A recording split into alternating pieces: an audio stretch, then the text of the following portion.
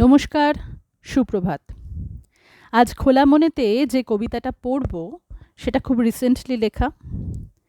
তার নাম কাটলেট। ছেলেটি রাস্তার ধারে থাকে, দিনে রাতে সবসময় আস্তাকুর ঘাটে।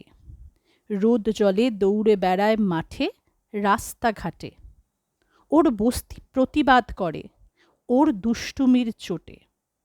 বাবা নেই, মা তার লোকের বাড়ি খাটে। সেই ছেলেটি মন্টু, যার নাম, মাঝে মাঝেই কাটলেট খাবো বলে হাঁকে। অন্য ছেলেটি বড় শপিং মলটার পাশে বড় ফ্ল্যাটে থাকে। নিজের বাবা মায়ের সাথে স্কুলে যায়, যেখানে যা খুশি খায়। গাড়ি করে বেড়াতে যায় ময়দানের ওই মাঠে। মধুসূদন তার ঠাম্মার দেওয়া নাম, একটু পুরনো, তবু সবার চটক কাটে। মন্টু বড় দুষ্টু, পড়াশোনা জানে না কিছু। বাপ নেই, তার মা থেকেও নেই। পড়ার জন্য কে ঘুরবে পিছু পিছু? মধুসূদন ময়দানেতে খেলা শিখতে যায়, ফুটবল না ক্রিকেট। তবু ছুটে আসা বলে তার বড় ভয়। মন্টু ঘোরে মাঠের পাড়ে, ঘেরা গণ্ডির বাইরে। ভেতরে ঢোকার অনুমতি নেই, তবু কাঁটা তারে চেপে সে রোজ খেলা দেখে। আর দেখে মধুসূদনকে। কি সুন্দর পোশাক তার, কি সুন্দর জুতো! ইস, যদি অমন কিছু মন্টুদেরও হতো। মধুসূদন এর মোটর গাড়ি, মন্টুর খালি দুটি পা। একই বেগে ছুটতে পারে, একই সাথে খেলা করে, একই জুতো পরতে পারে, যদি কিনে দেন মা।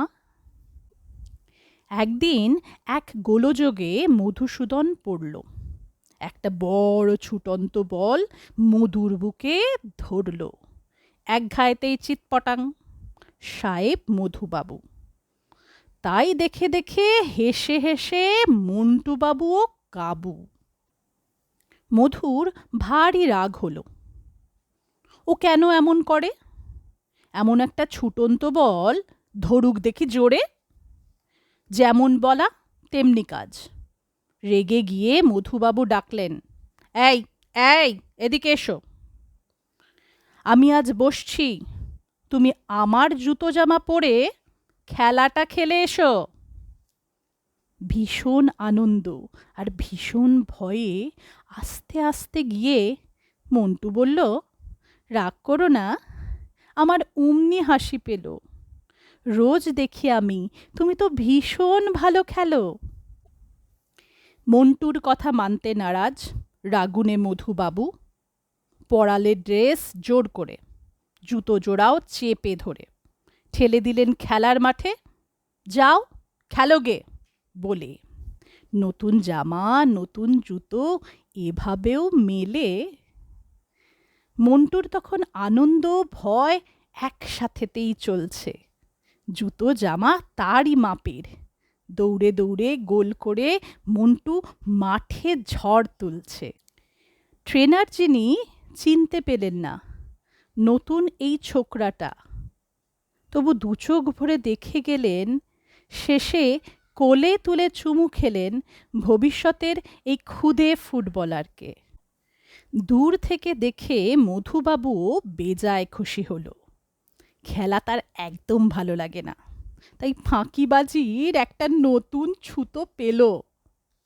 বন্ধুত্ব দুই প্রান্তের, আকাশ এবং মাটি। ছেলেবেলার বন্ধুত্ব, হিসেব না জানা বন্ধুত্ব, বাঁধন না মানা বন্ধুত্ব, সবার চেয়ে খাঁটি। পঞ্চভূতে একসাথে আকাশ আর মাটি। এইভাবেতেই কাটল বেশ আরও মাস 6।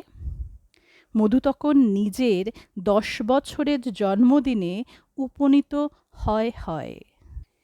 সবচেয়ে প্রিয় বন্ধু মন্টুকে ছাড়া জন্মদিন কি চলে? মন্টুকে নিয়ে ফিরল সেদিন বাড়ি।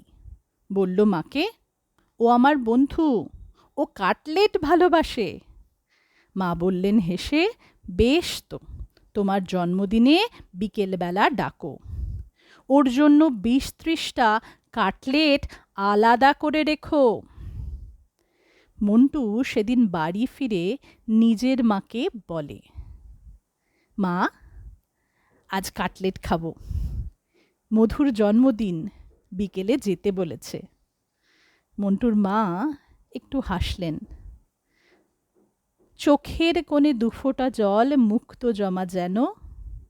বললেন, তোমার বন্ধু মধু, মধুসূদন, সুশীল বাবুর ছেলে, তুমি তাকে বন্ধু করে কোথায় পেলে? মন্টু বলে ফুটবলের ওই মাঠের কথা, জুতো জামা আর খেলার কথা।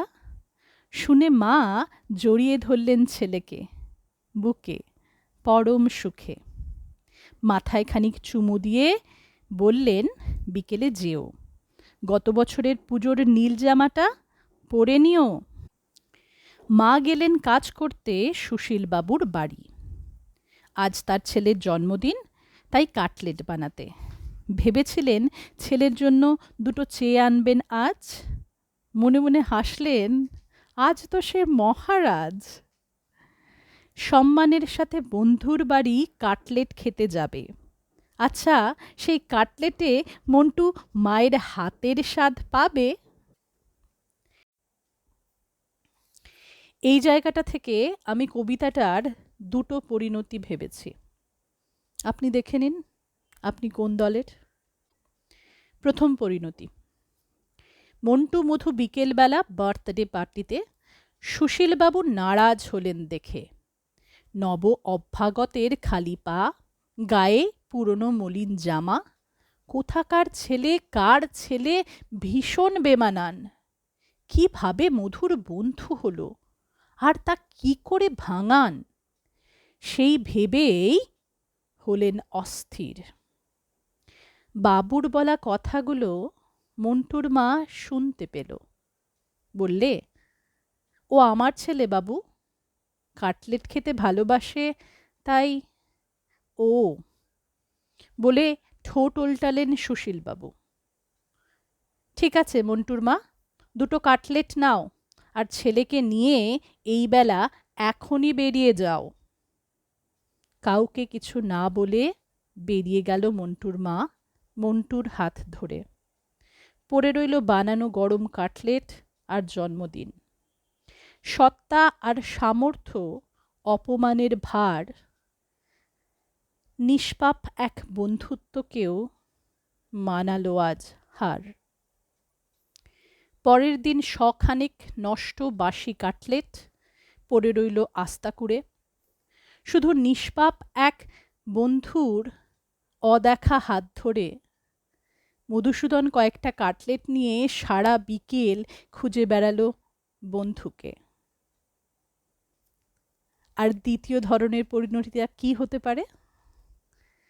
সুশীলবাবুর বাড়ি গিন্নি দিদিমণি আদর করে জাপটে ধরে মন্টুকে বুকে বললেন, তুমি তোমার বন্ধুর পাশে থাকো মহাসুখে। থাকতে দেখে লাগলো ভালো। মন্টুর মা, মন্টু, সুশীলবাবু, গিন্নিমা আর আমাদের বার্থডে বয় মধুসূদন বাবু, যিনি ফুটবলেতে কাবু, তবু আকাশ মাটি এক করে মন্টুকে আদর করে খাওয়ালো। অনেক কাটলেট। সুশীলবাবু, গিন্নিমা ভালো থাকুন। ভালো থাকুক এই লাভ লোকসানের ওপরের বন্ধুত্ব। সব মন্টু পাক তার মধুসূদনকে।